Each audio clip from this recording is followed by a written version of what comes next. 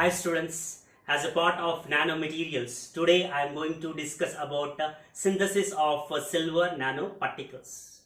Right. So in this video I am going to explain you about what are the chemicals required for the synthesis of silver nanoparticles, what are the equipments required for the synthesis of silver nanoparticles, and what is the synthetic route or strategic pathway or protocol we have to maintain in order to obtain the silver nanoparticles, making use of the suitable chemicals. And not only that, apart from these three, I am going to explain you about one of the method to characterize the silver nanoparticles. So let us begin. So first and foremost, let us discuss what are the chemicals which are being required for the synthesis of silver nanoparticles. The first and foremost chemical which is required for the synthesis of silver nanoparticles is silver nitrate, and its formula is AgNO3, silver nitrate. Now we have to discuss what is the role of this particular chemical which is so called as silver nitrate during the synthesis of silver nanoparticles. It is a precursor, students. What is a precursor? Precursor is the starting material of the reaction which undergo change, that is, which is going to convert into the nanoparticles. Right. The next chemical which is required for the synthesis of silver nanoparticles is trisodium citrate, which is Na3C6H5O7. Na3C6H5O7. Now we have to discuss what is the role of this trisodium citrate. So this trisodium citrate is a reducing agent. And what is the role of the reducing agent during the synthesis of the nanoparticles? I have clearly explained in one of the video which I have made on preparation or synthesis of nanoparticles by colloidal route. So if you want what is the exact role of this sodium citrate, please do watch that particular video. Now another chemical which is required for the synthesis of silver nanoparticles is double distilled water. Double distilled water is being used, students. So this is about the chemicals and their roles which are being used for the synthesis of silver nanoparticles. Now let us discuss about what are the equipments required for the synthesis of silver nanoparticles. The first one is a multi-necked round bottom flask is required for the synthesis of silver nanoparticles. Now I will explain now about this particular multi-necked round bottom flask which is useful for the synthesis of silver nanoparticles. So this is the multi-necked round bottom flask which is used for the synthesis of chemical. It is used for the synthesis of nanoparticles by chemical method.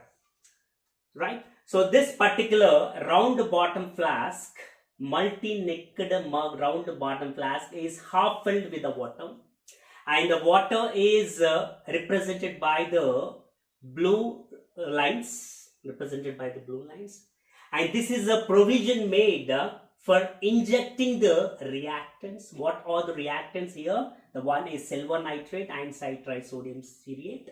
And these reactants are not injected at once. So these are injected based upon the protocol, based upon the synthetic route.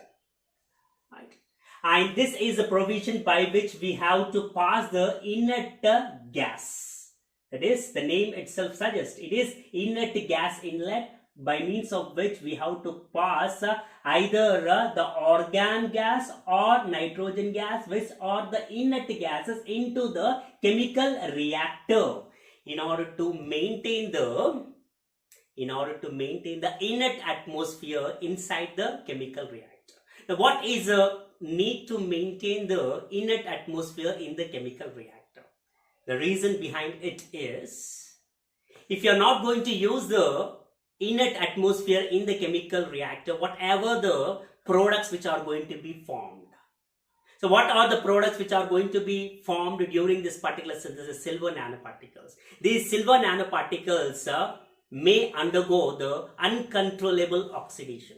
So in order to avoid the uncontrollable oxidation of the silver nanoparticles which are going to be synthesized during this particular synthetic route or synthetic method, we have to maintain the inert atmosphere inside the chemical reactor, and in order to maintain the inert atmosphere inside the chemical reactor, we have to pass the inert gases such as either the argon or the nitrogen gases inside the chemical reactor.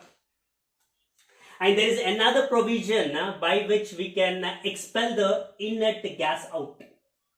So what is the reason why we are passing the inert gas inside the chemical reactor? Already I have explained.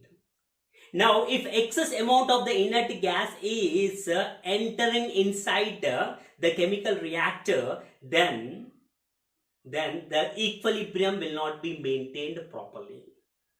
So whatever the gas, inert gas, which is responsible for not maintaining the equilibrium inside the chemical reactor, should be expelled out.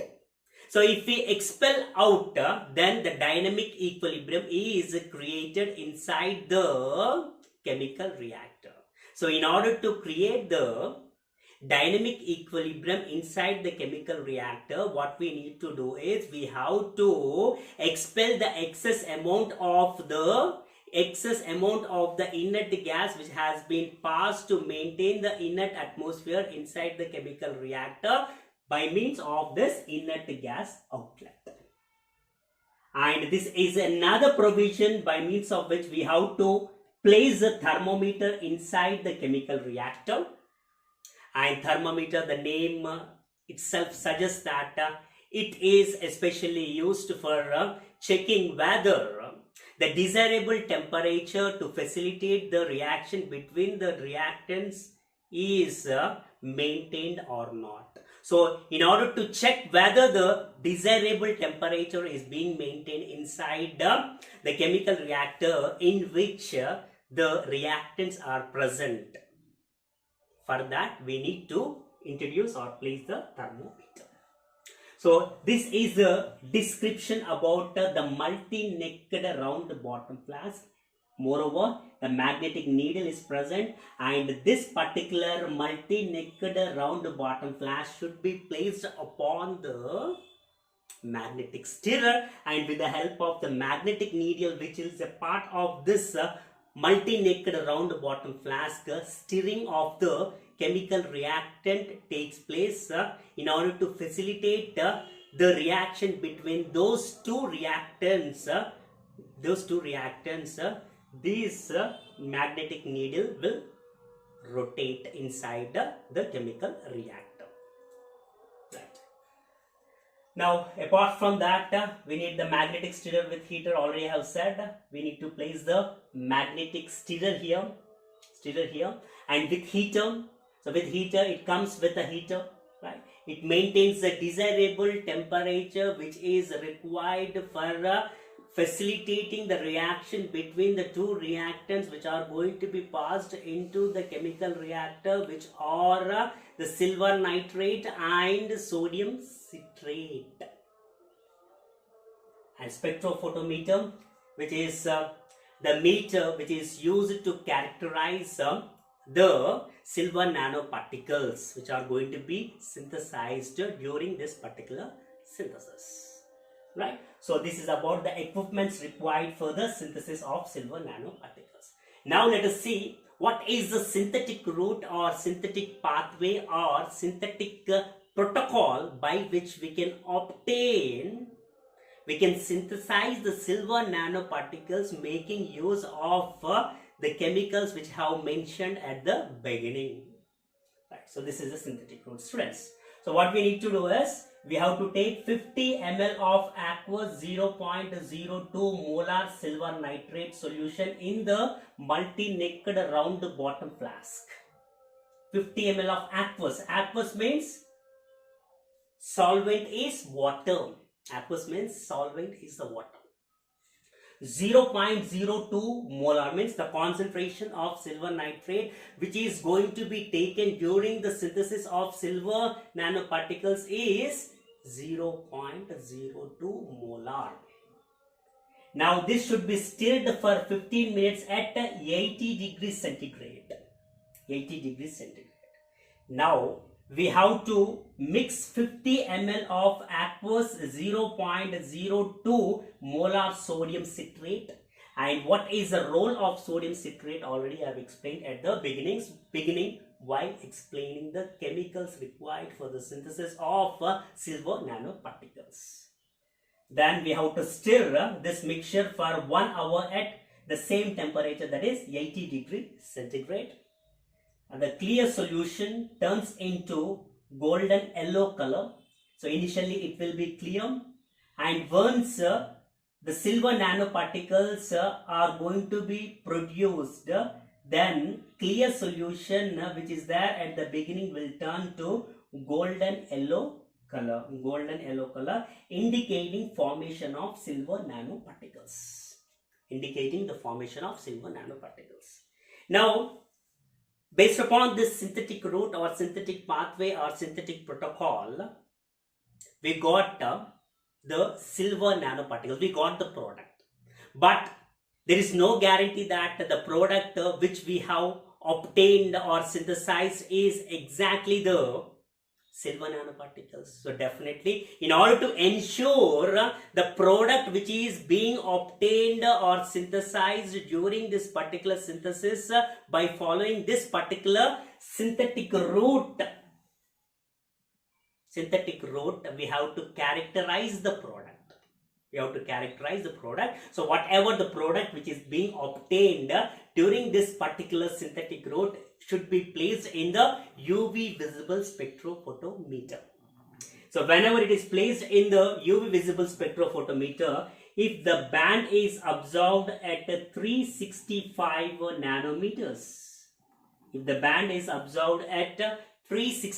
nanometers, then we can say that silver nanoparticles have been synthesized by following this particular synthetic route with the help of these chemicals and these equipments.